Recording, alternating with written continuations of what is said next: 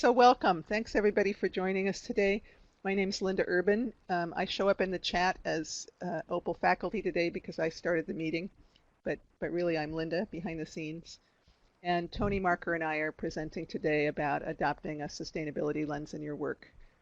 And we are really delighted to have a chance to do this. It's something that we both care quite a bit about, and we see a lot of opportunities for people in performance improvement and instructional design to make a difference.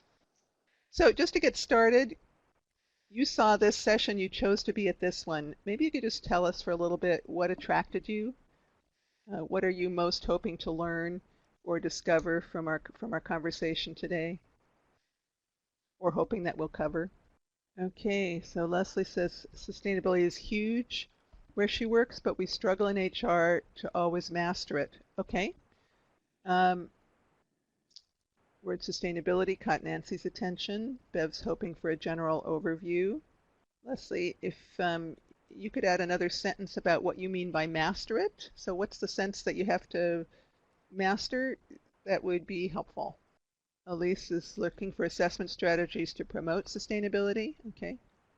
Okay, Leslie says, in electronic manufacturing, it's easier for production to be sustainable. Okay, unknowns. Okay, right, so maybe you know areas where you know what to think about and other areas where you have no clue. Am I on the right track with that? Yep, okay, good. So just while that's going on, Linda, for those of you who are attending, I know that for Linda and I, as we were getting, so we've been putting this together over months and now it seems almost years. We've both been interested in sustainability for a while, but understanding how to integrate it with into performance improvement has been a little bit of a challenge. And so this is really sort of where we are at this point. This presentation is where we are at this point on how we bring sustainability into the arena of performance improvement. Yes, thank you, Tony. That I realized we launched over our intro, and really for back context, in the organizational performance and workplace learning department, we teach a course on designing sustainable organizations, and really that's the focus of that. A couple of interesting comments we had added from Lisa and Graham. Lisa sees a potential collaboration between big data analytics and sustainability projects. So I don't know if we'll get there today. Hold that question in mind, Lisa, and see what you think. And so Graham works in a company where they take environmental sustainability very seriously. Okay, so great. Okay, so let's get started. Thank you very much for that. And as more things occur to you, please pipe up as we go along. So from our perspective, we were sort of thinking about a few things. One is, really, there's so much happening in the world these days that needs help, from climate change to pollution, inequality, poverty. These things are all interconnected. And we're really well positioned to help address them. Most of the kinds of problems that are out there can be viewed as performance problems and opportunities in different ways. And the tools that we learn from performance improvement and HPT really can be used to help tackle those. Sometimes it takes shifting our thinking a little more, and sometimes it's just a matter of shifting our thinking to have a different piece of the system in mind. Our sense is that by learning to adopt a sustainability lens, we can help organizations think not just about the economic, but also about environmental and social outcomes, so that they're really thinking more of a triple bottom line through their business. Some places like Graham's company, where they're already taking environmental sustainability pretty seriously, may already be in that direction. Other companies may be at different points, but there's a lot of potential there to add to that. And we think there are tools out there to help adopt that lens. And so we've got one in particular that we're going to be talking about a little later today, what we call an impact assessment model. And then really, we hope to encourage ongoing discussions about how to integrate this type of work into our profession, as Tony was saying a minute ago. So today, where we're headed for the next hour, we want to do a little bit of background, talk about some definitions, talk a little bit about the urgency, then look at where sustainability fits within HPT lingo and processes, and we'll look at that particular tool. And what we want to do at the end is really give you a walkthrough, so a little bit of a demonstration, and we'll be asking for one of you to bring forward an organization or a part of an organization as kind of an experiment to see how can we use this tool to kind of think around the organization or think around the function in terms of the sustainability impact that it's having and how to help improve that. We thought we'd start out with some definitions. We've got a couple. This first one from the Brundtland report is probably one that's pretty common out there. It's been around since 1987. Meeting the needs of the present without compromising the ability of future generations to meet their needs. So making sure that what we do now doesn't prevent the generations to come from not having what they need. And from William McDonough and Michael Braungart's Cradle to Cradle book, how do we love all the children of all species for all time? Not just our children, not just our species, not just now, but all the children of all species for all time. So how do we help the world and the residents of the world continue to flourish, to exist and flourish? Just a little bit about the urgency. My own experience is that it's really easy to, on the one hand, become overwhelmed by looking at some of the problems that are out there, and on the other side, sort of become cloaked, sort of blanket our feelings, because it can be scary and it can be painful to actually confront some of the issues that are out there in the world. I feel really fortunate to be able to teach the sustainability course in the OPWL program. It kind of keeps me engaged with and thinking about and learning more about this field as I talk with people about how to begin to put the ideas into their own professional work. One of the things that I did last year was attend a training that's put on by something called Climate Reality. And if any of you get intrigued by this, it's a free training, although you have to get yourself to it. The training itself is over several days, and it's got a lot of sort of very relevant information to understand some of the issues around climate and how to communicate them. So I thought I would just start by showing you a few slides from that.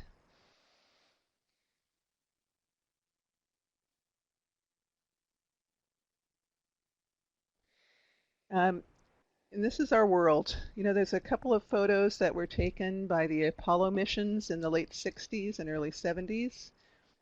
And they were, in many ways, the first glimpse from the outside of our world, and with a recognition of sort of that it's finite, that it can be actually seen from outside.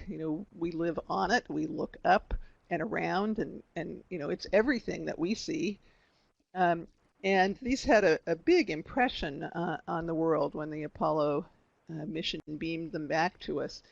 This one here that's called the blue marble is in some way, it's been said to be like the photograph that's shown the most over time. And it's just sort of a reminder to us that we're one piece in the middle of our universe.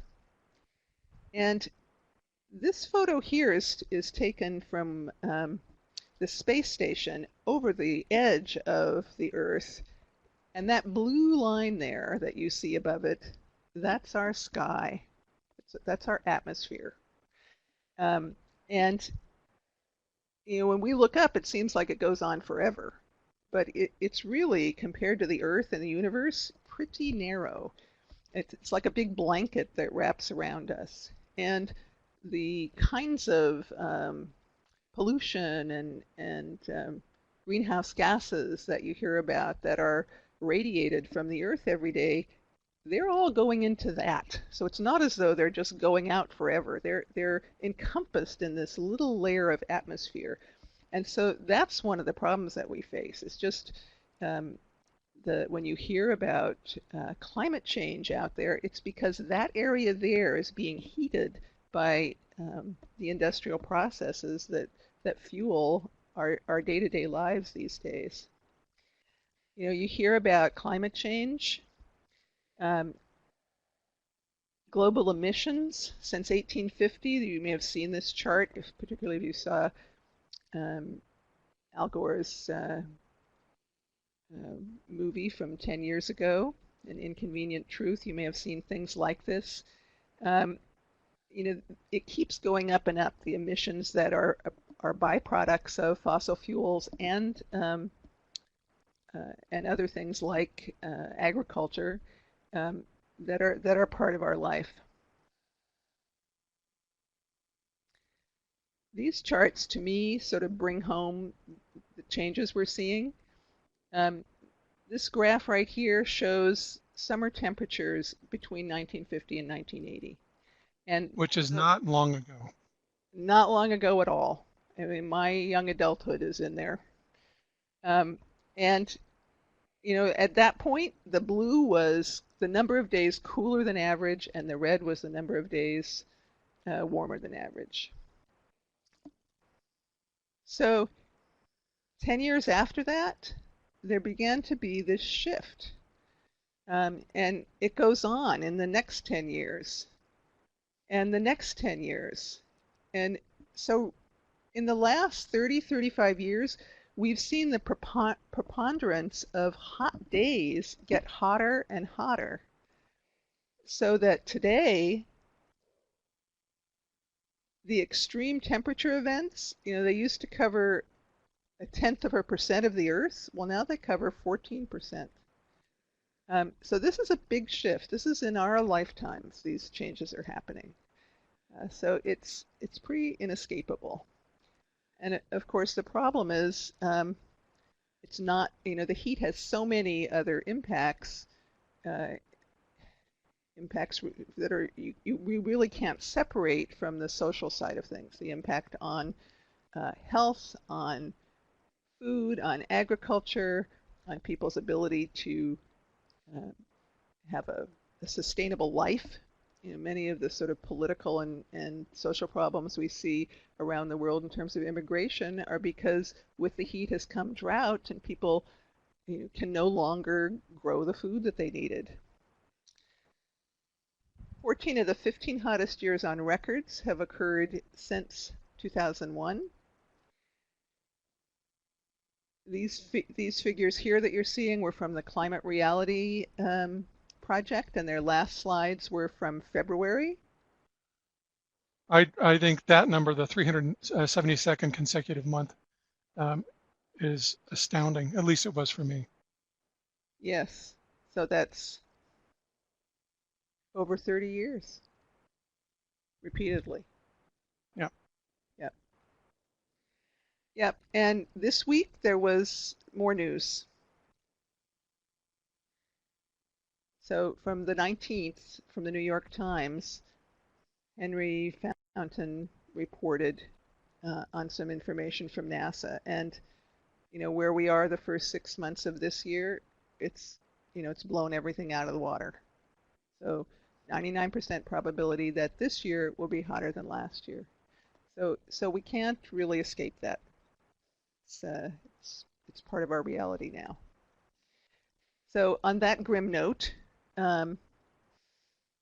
we see lots of problems. Certainly organizations contribute to that. But really,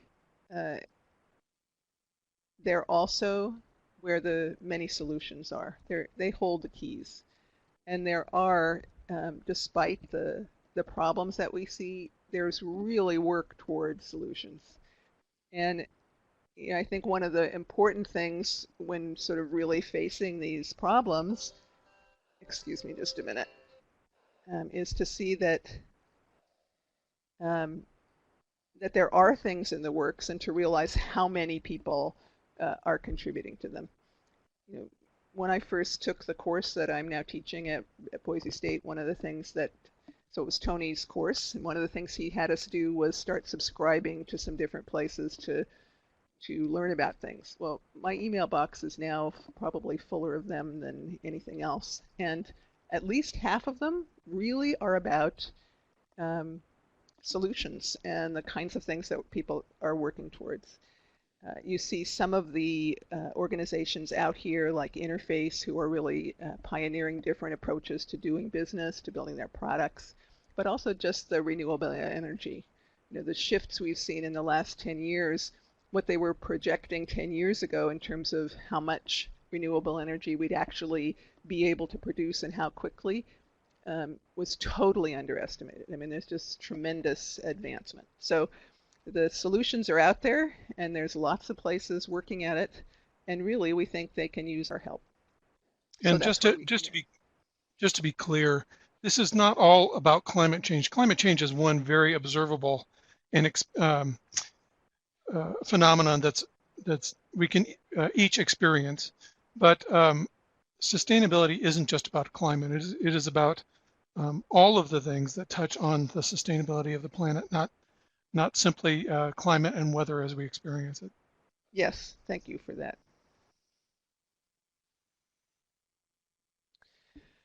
So where might we use our skills? Well, clearly, for people like Graham and I forget who the other person was, Leslie, I think, where you were in organizations where sustainability is a big deal, it's a known problem.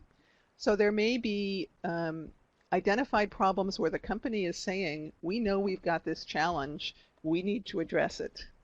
And as with any other performance problem, you know, are the skills that we have as performance consultants to clarify the need, identify the gaps, figure out the interventions. There's a good fit there, just a different sort of a problem for us to address. And the other thing I think is to find the groups that are working on that and to partner with them. So the people in your company who are tasked with sustainability related performance issues, but who do not necessarily think in terms of performance improvement. So it might be called corporate social responsibility or sustainability. It might be safety. It might be risk mitigation. So other groups that we might well be able to team up with to support.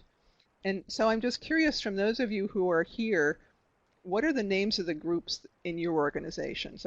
Are these kinds of issues tasked in particular corners?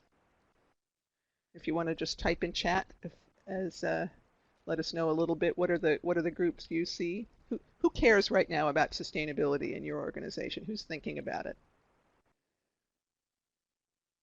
Environmental health and safety, okay?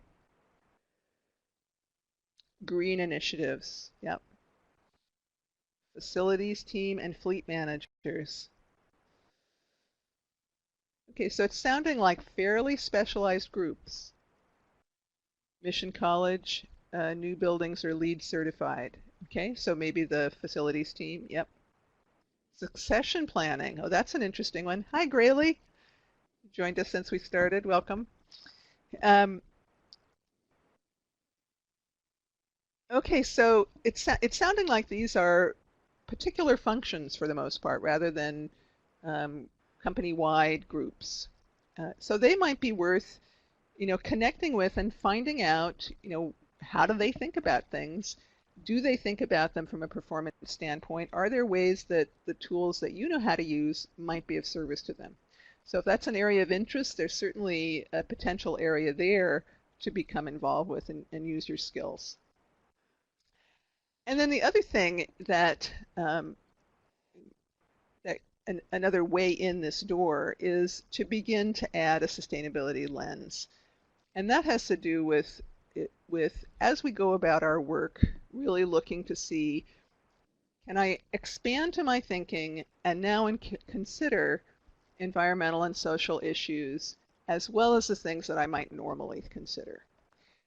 So how can we add to that? And it's really kind of a piece of taking a systemic view. What are the things you think about when you think about that system? And when we look at the impact assessment today, that's one of the things we're going to be looking at. How can we think around a problem and add some particular categories of questions into things? Um, we are all part of the same interconnected system, and so are the organizations we work in and with. This image here is some art done by Lynn Kearney.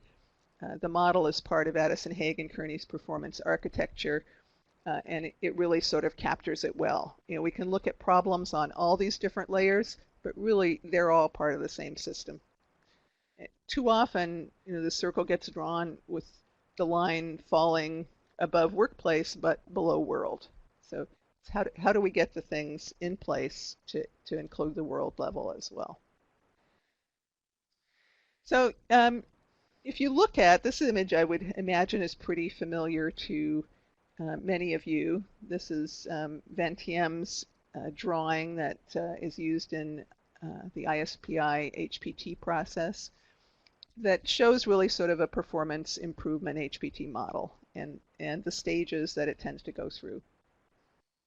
So we think every one of those levels, there's places to add questions that relate to sustainability. At the organizational analysis level, to facilitate conversations with leadership about a triple bottom line or other framework as part of their strategic thinking. When doing an environmental analysis and thinking about outcomes and impacts for the organization as a whole, to include economic, environmental, and social, not just the economic. To do gap analysis, when tackling sustainability issues, again, as with anything else, what's the current state, what's the desired state, cause analysis to generate questions for each item, and on there as we go through. On the intervention side, an important piece is considering when you put in an intervention in that's not on the surface related to sustainability, maybe it's related to safety, maybe it's related to product development or being more efficient, but to make sure and see what are the consequences of that. Are there potentially any environmental problems from the solution? Can you design the solution in a way to minimize those? Might there be downscale social problems as a result? Again, what can you do to mitigate those? So questions to ask at each of those levels. And then, of course, within evaluation, to look across those and say, how are we doing? And when asking the evaluation questions, to ask along with all the other more traditional business questions, is this having a positive or negative environmental impact? Are we able to do more good, or are we doing damage? Are we doing harm? If you're working with a behavior engineering model from Gilbert, there are again questions that you could begin to ask. I'm not going to spend a lot of time on these, but I think there's just many places where when you put on the sustainability lens, you can start to add this layer in to the ways that we already have of working. Okay, so we want to pause from there for a minute and talk a little bit about sort of what the problem is. So I'll turn this over to you, Tony. So when we had to sort of pick a framework for trying to understand how all of this sustainability stuff fits into performance improvement. And one of the easiest fits that seems to have a lot of overlap with what we already do in our profession is to look at a systems model.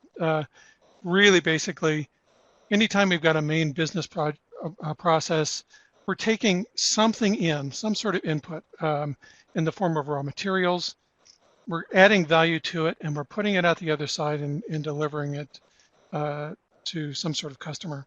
So we have inputs and processes and outputs. And to each of those, handoffs, there's an exchange of some sort. So that's really what we're going to build on here. We want to show you by looking at this really basic input, process, output framework, we can start to understand where some of the problems are and where you can start to look to intervene.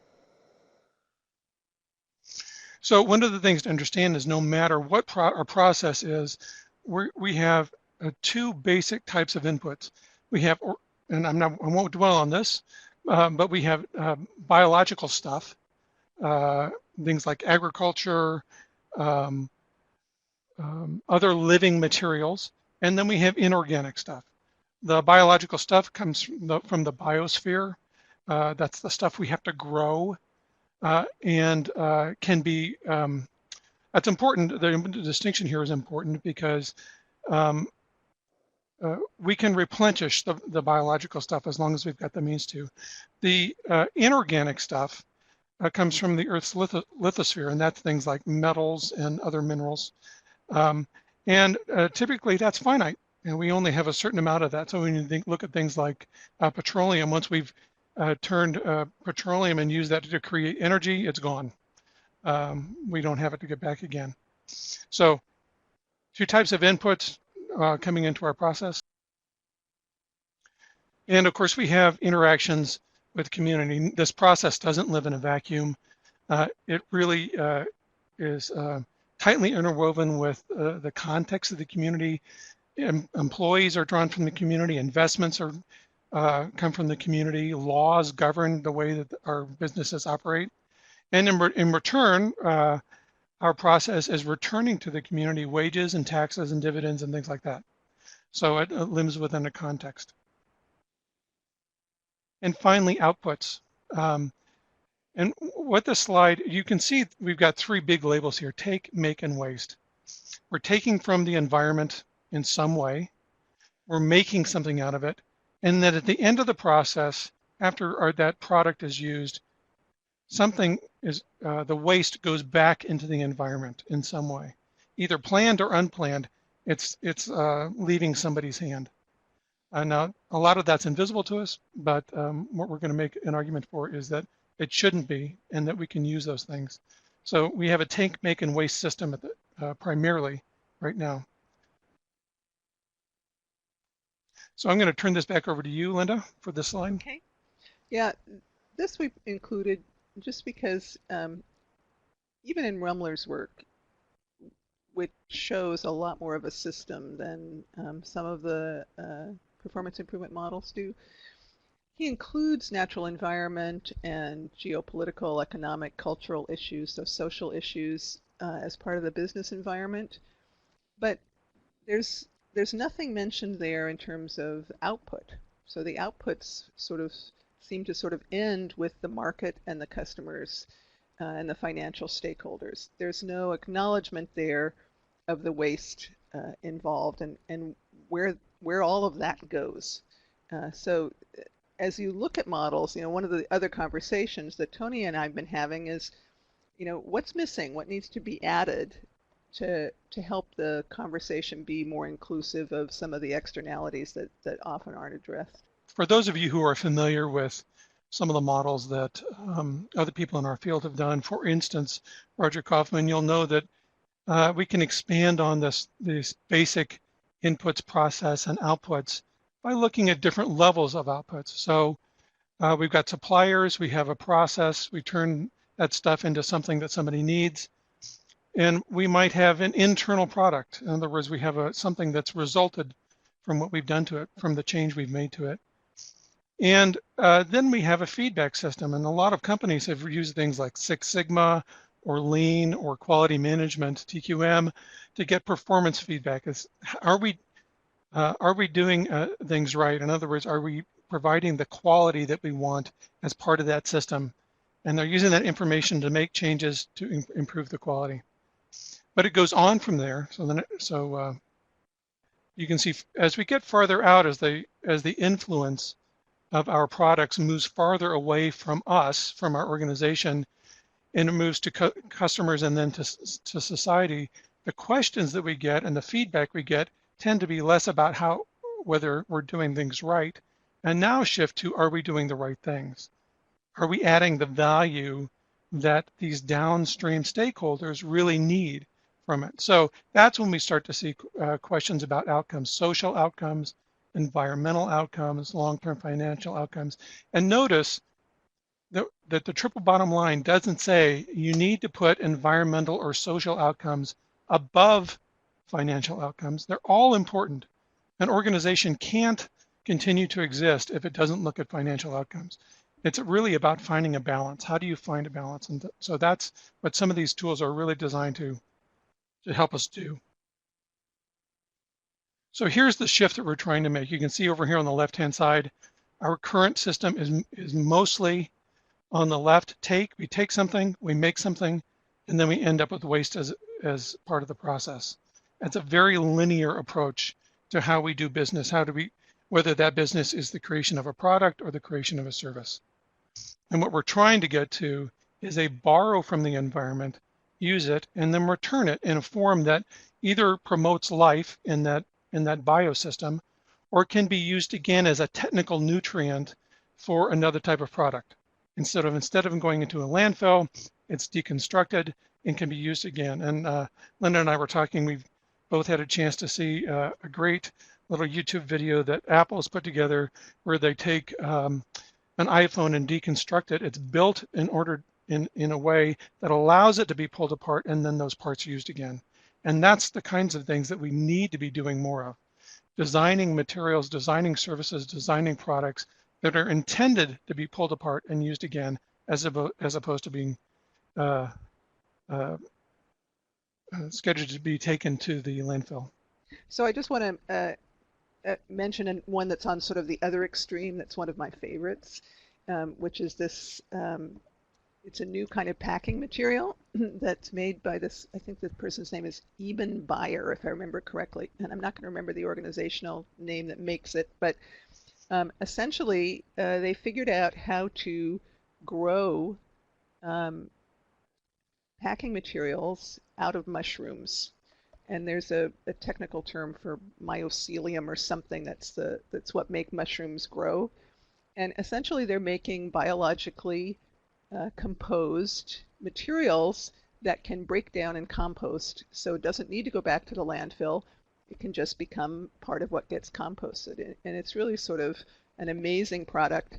It's getting used not just to replace things like styrofoam, but they're making different versions of it into building materials to build furniture. Anyway, it's just another nice, interesting example of the ways that companies are innovating. So again, just going back, and it's worth noticing this because as we start to get into looking at our own organizations, what you'll see is that there is waste in every step of this system. As we're taking things from the environment and transporting it to wherever our core business process, we've got waste.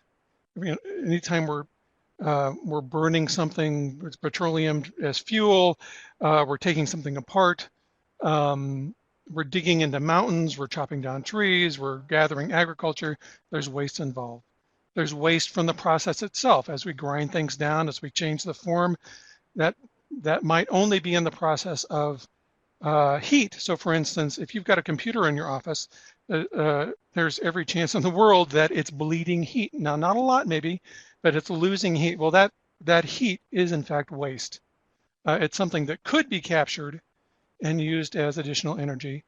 And then finally, of course, there's a classic example of waste in that when it gets to the consumer, the packaging often is thrown into the trash, headed to the landfill.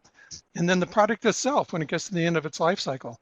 How many of us have gone through multiple cell phones, and what happens to those cell phones? Well, we return them somewhere, or we may just dump them in the trash. I hope not many of us do that, but they leave us and go somewhere else. So the question is, where do they go? What we want is for those components to go back into the industrial cycle so they can be used again, as opposed to ending up in our landfills. Okay, so Tony's just mentioned as sort of a couple of the positive examples, as well as the ways we want people to work, as well as the problems. As we start to work with organizations around these, though, it's important to realize that they're not all at the same stage. You know, a company like Apple gets to a point where they know that's a value to be able to take their iPhone apart and reuse those pieces in other ways.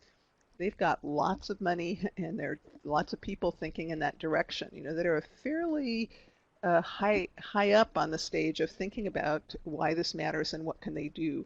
But companies can be all over the place, from pre-compliance, where they're not even thinking about it. They just produce waste and it's part of what happens, to thinking a little further up the line. They're doing things because they need to avoid fines or there's bad PR involved. Whoops, sorry about that.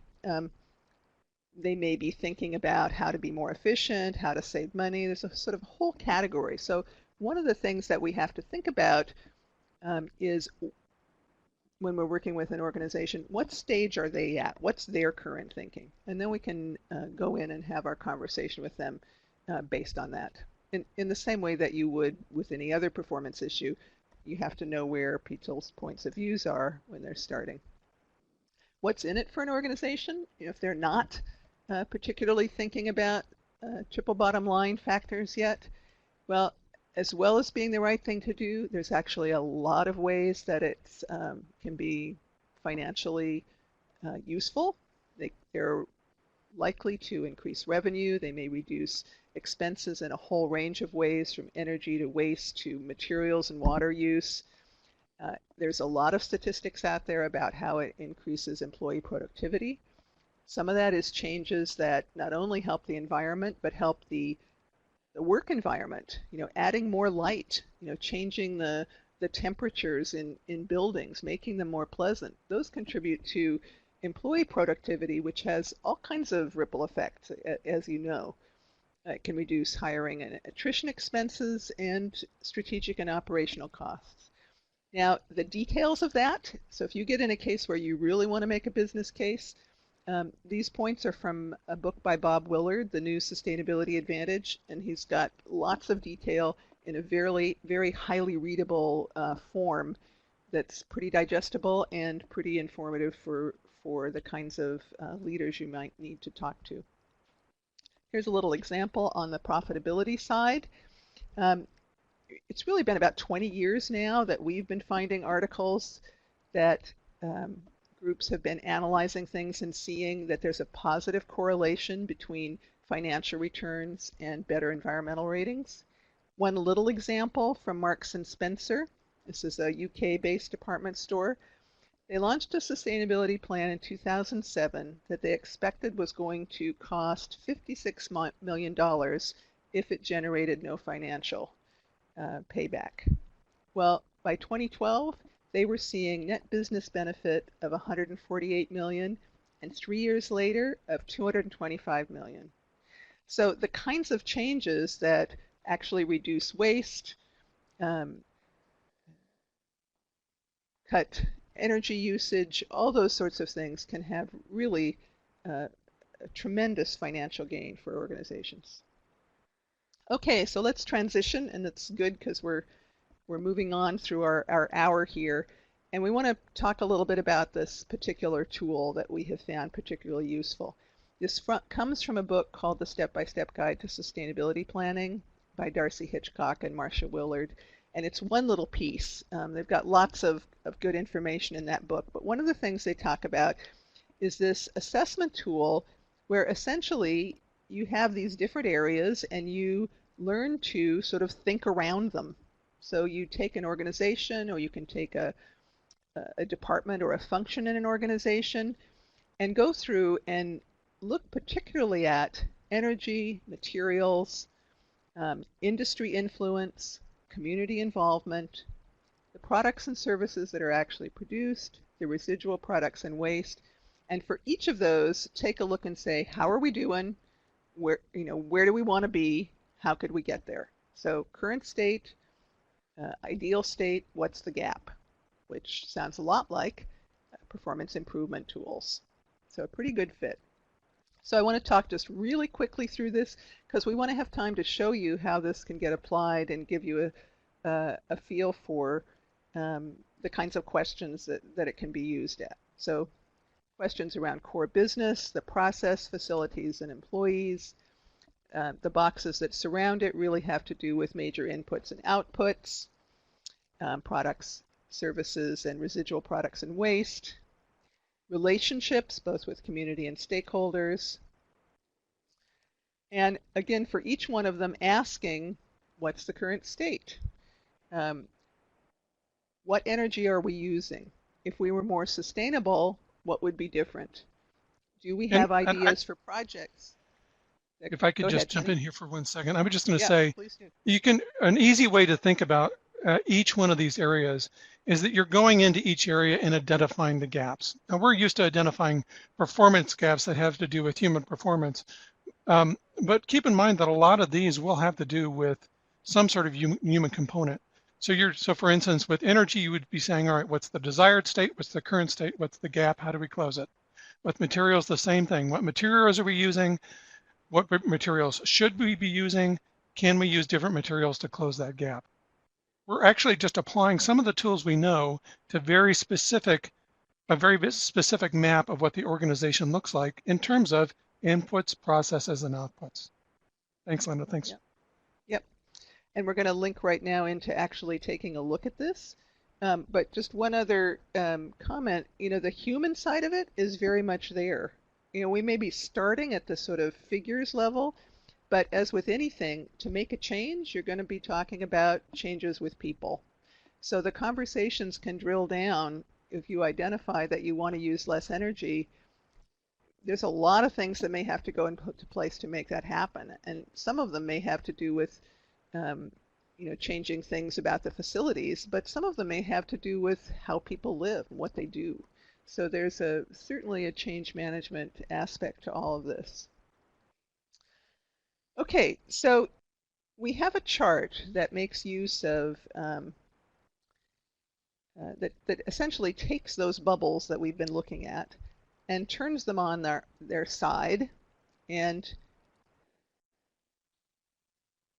puts the columns across the top for current state, future state, potential strategies, in other words, ideas for closing the gap, and then questions to ask or data to gather in order to go further with this. So we'd like to take the next 15 minutes and talk through an example to give an idea of how might you use this. And we'd like to know, is there anybody out there that would like to volunteer their business to help us talk through that? Oh, and here's Sue typing a question. Be interesting to know how the variables were isolated to determine the impact to cost. Sue, can you say a little more? I think that had to do with the department store figures that we gave earlier. Ah, yep. Well, so there is a link at the bottom of that slide that has details about it, so it may tell you. Okay, so if we can talk through a particular example, we have one in mind that we can use. But we thought that we would just first ask whether anybody out there, any brave soul, would like to use an organization that they're familiar with or are interested in, and talk through how you might ask those questions in your organization. And you won't have to do, what we'll do is we'll prompt you with questions about, for instance, energy, and all you'll have to do is answer them from the perspective of your organization or process. So we're not going to put you on the spot and ask you to come up with this all on your own. You're just going to be responding to questions of ours. So do we get any Well, takers over there? it doesn't look like we have. So do you want to go with the? Shall we just talk through one, Tony? Okay. Sure, sure, sure. Yep. So sure. So what Tony and I were doing the other day is essentially I interviewed him. We took the OPWL department, a particular department in a university, to try to ask these questions to see how could it be more sustainable.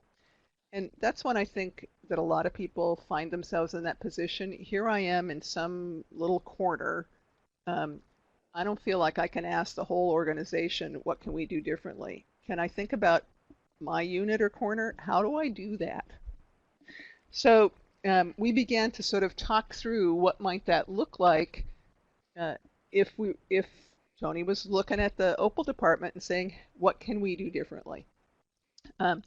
So Tony, you want to talk a little bit about what we did the other day, and then we'll try a few new corners that we didn't flesh out. Sure. I mean, so for instance, we're looking at this table, and we said, all right, let's just start with energy, and we'll start specifically with the energy used in buildings. So we're going to look at a facility. And as Linda started asking me questions, what I started to describe to her in response to those were things like, well, we've got centralized heat and ventilation control. What that means is individual offices can't really control their own environmental variables. If one person on the hall wants it a little bit warmer and the thermostat happens to be in their office, then they control it for everybody along the hall. We've got windows that can open, but we're basically told not to open them because that throws off the environmental balance of the building. We've recently had upgrades to the heating, ventilation, and air conditioning system hardware for the building, so that's a good thing. Almost all the offices are located on the outside of the building for faculty, which means we get daylight. That's great, but it also means that all of the classrooms are inside and don't have access to any outside views or daylight, which is not great for the classrooms themselves. Lots of computer equipment, as you might imagine, in a university. Most of that has an ENERGY STAR rating, but not necessarily all of it. So you can sort of see the kinds of things you start looking at. Are there blinds on the windows? If there are no blinds, do you have sun coming in and heating up the interior space without any way to prevent that heat gain? A lot of the kinds of things that, and particularly with regard to buildings, that you would look at in terms of a LEED certification if you were building a new building or doing a retrofit. Then what you do is say, look at, So yeah, go ahead, Linda. I was just going to say, so if you notice as Tony's talking, what we're starting with is facts. So to begin to look at energy, I said, so tell me about your buildings. How is energy used? And these are the pieces that, as we talked through it, began to emerge. So we're just really starting with what are the facts? What do we know about this situation? What about energy? What contributes to energy? What can we control about it? And you And then, can of do course, the that next about, question became, so go ahead. go ahead. So I've just saying you can do this about any particular area. Yes. Okay. And so, and then to move on. So if that's the way it is, if it was a really sustainable building, what would be different? If we could use less energy, what would allow us to do that? Tony said, well, individual control over HVAC. If every office there, if a person could set their temperature, um, you'd have much more control. Individual light options, you know, LEDs instead of overhead lights would be much more targeted. So to begin to have these conversations about this. And you'll notice over on the right are questions that began to emerge as we thought about it. Well, what don't we know? What questions might we want to ask? Or what sort of business case ideas might there be? So we thought, for example, productivity of employees impacted by comfort level and lighting. Has anybody looked at that to make the case for the university to make some changes? The productivity of students and their satisfaction could impact their learning, which of course is tied to its mission. So looking for the things where, what would be the business case, or where do we really just need to gather facts in order to know if there's a business case? Okay, so let's pick one of these areas across this model and talk out one that's not filled out yet. So, Tony, we talked a lot about energy the other day, although we talked mostly about buildings rather than, for example, about transport. Do one of these jump out at you to think it would be good to flesh out? Or if there's anybody listening who would like to see us talk about one of those particular um, bubbles out there on the impact assessment?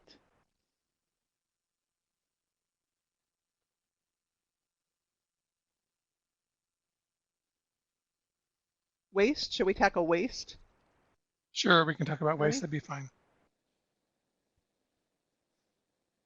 Okay. So, Yeah.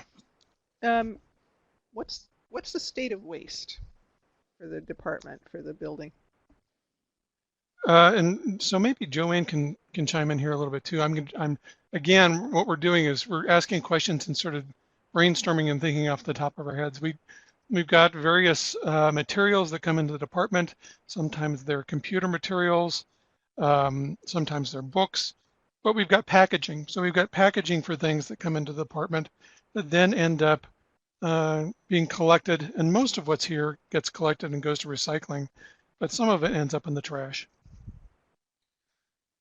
We've got Okay, so waste we've in the got term, packaging. yep, packaging.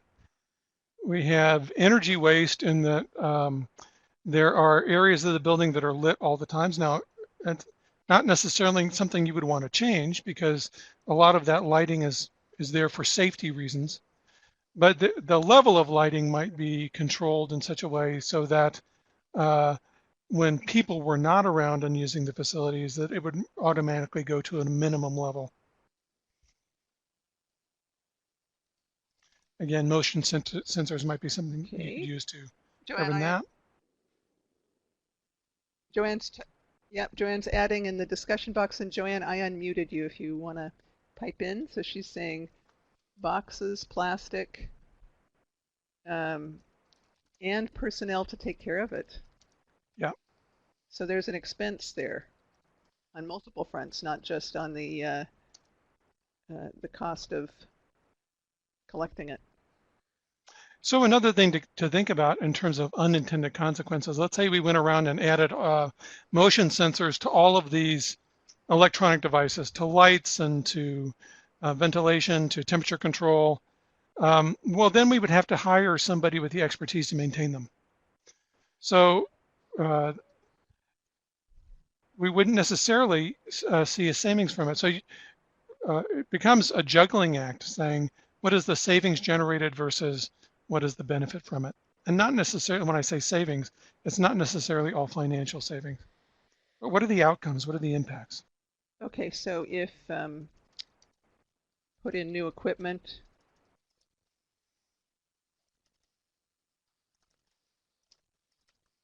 need people to maintain it, Right. right?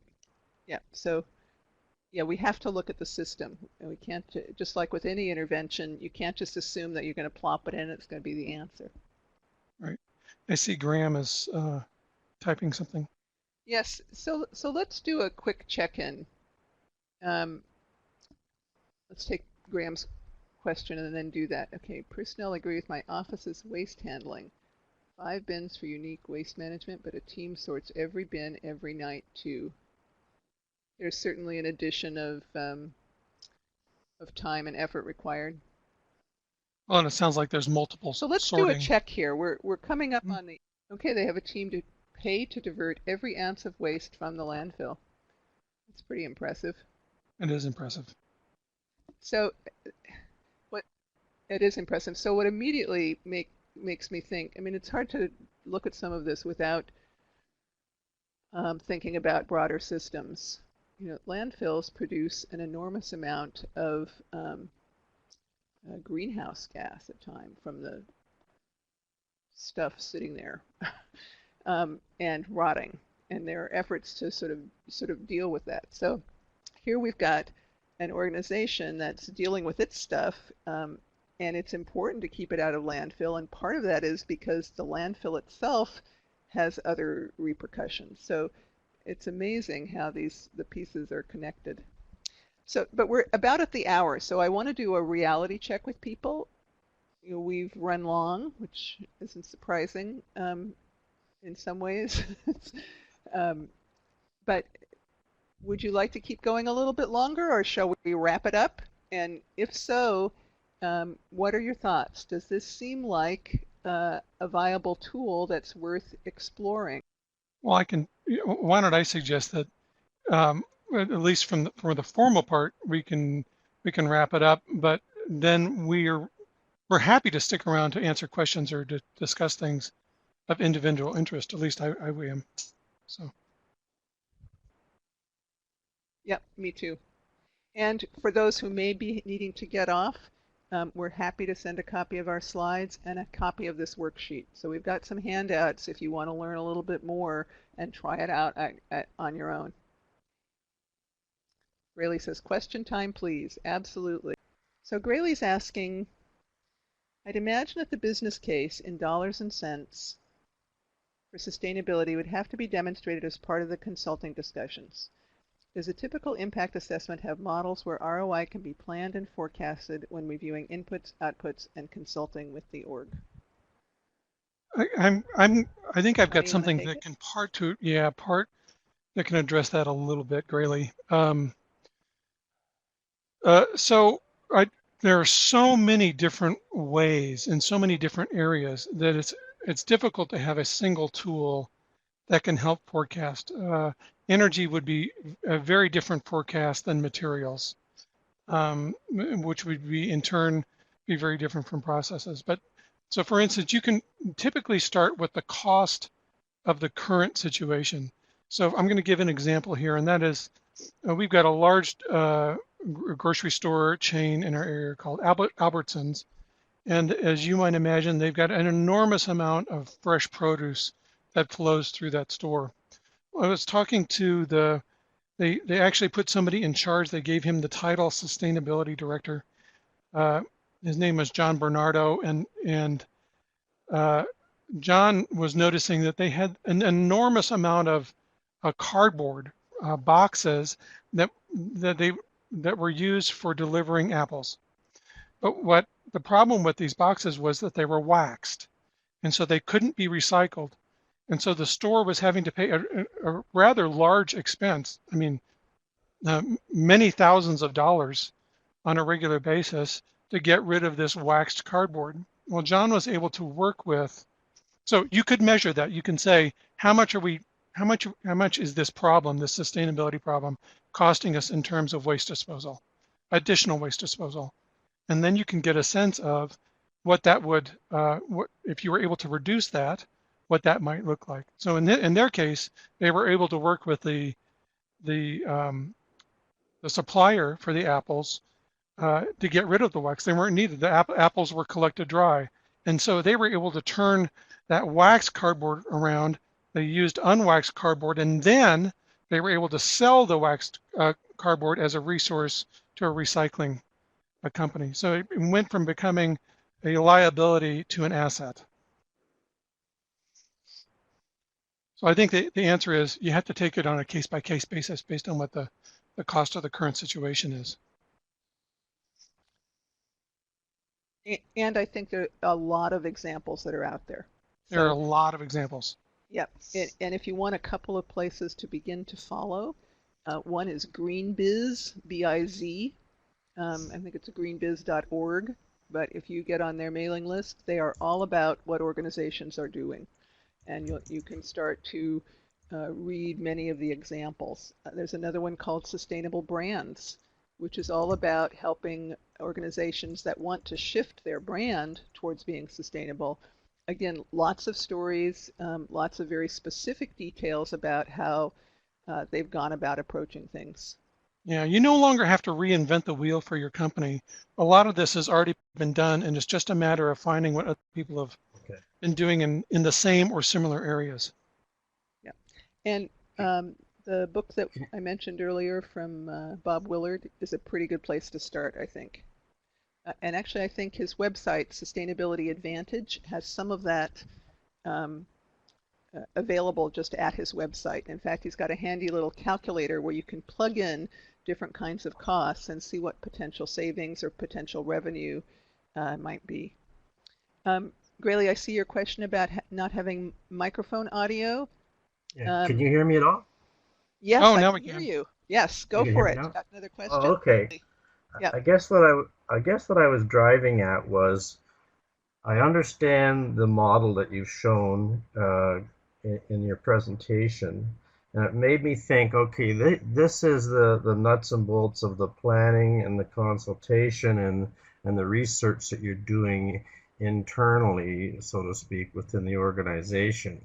But would these nuggets then link to some determination of dollars and cents in some spreadsheet form or whatever. Like I see that there's most companies would want to see, okay, where's the cost benefit? And even though you have to break it down by, as Tony discussed, by one area is not necessarily the same as another. There still an expectation by the client that you need to show me the dollars and cents. And do you I take think your so. model and then move to the dollar and cents discussion? Yes, absolutely. And it actually, so um, you don't have to dig very far to start to do that. So let's say, for example, that you just wanted to begin by considering energy costs. And Mhm. so a place to start might be to go find out what they are. So you get your utility costs. You look and see what's the cost month per month, year per year. You could start to look and see um, where are there options for reducing that. So you could, and once you get those bills, you've suddenly got a big amount that you can look at. You see thousands, tens of thousands, or hundreds of thousands, depending on the size of your organization, of dollars being spent on energy. So suddenly this becomes, well, if we could halve that, or even reduce it by 10%, that would make a difference. So then Mhm. you can go and begin to do calculations and see how could we reduce that. Do we have LED lights? Well, no. So if we replace the lights we have with LEDs, how much would that cost? How much potential savings are there? And the products that are out there have pretty good ratings. You can actually dive in to see the potential. There's a lot of information available to help you do these calculations. And you can come back and make a projection that says, you know what, if we swap out the lights, it'll cost us this much, but we're likely to save this much every year from where we are now. So it actually doesn't take digging very deep. Yeah. There can be other things. Let's say they say, we'd like to, so sure, in theory, it would be nice to use some renewable form of energy, but we can't afford solar panels. They're too expensive. Well, if you actually go and do the research, costs of solar panels are dropping. So maybe it's not affordable now, but if you project, you see what's being projected for cost reductions, maybe it would be available, in 5 years from now. It can become part of a plan. If you go out and begin to look at some of the supports that are out there, you may find that there are rebates or tax credits that can be available if companies choose to invest in that kind of a change. That may Mhm. make up the difference. So, and in fact, if they put solar on and they're generating enough electricity, depending on where they're located, they may be able to sell it back into the grid. So they may suddenly have another revenue stream rather than an expense. So there's actually a lot of pretty interesting stuff, and it doesn't take digging very deep um, Mhm. to begin to find some of that. So I apologize. I haven't taken the sustainability course, but I'm trying to make sense of the full package here, and so I, I I'm getting a good sense of what you're doing with the impact assessment. Would a typical impact assessment and sustainability report contain uh, the type of content that you've shared today, and then move to the actual dollars and cents to be considered, and then do you make assumptions about what you may or may not do? Because a lot of these dollars and cents are based on certain assumptions in the end. Some get acted upon, some don't. You mentioned percentages and so on. Um, and then I would expect that there would be, if accepted by the client, there would be or you would propose an intervention plan as part of the overall task. And the interventions plural would be some of these changes that are going to need to take place.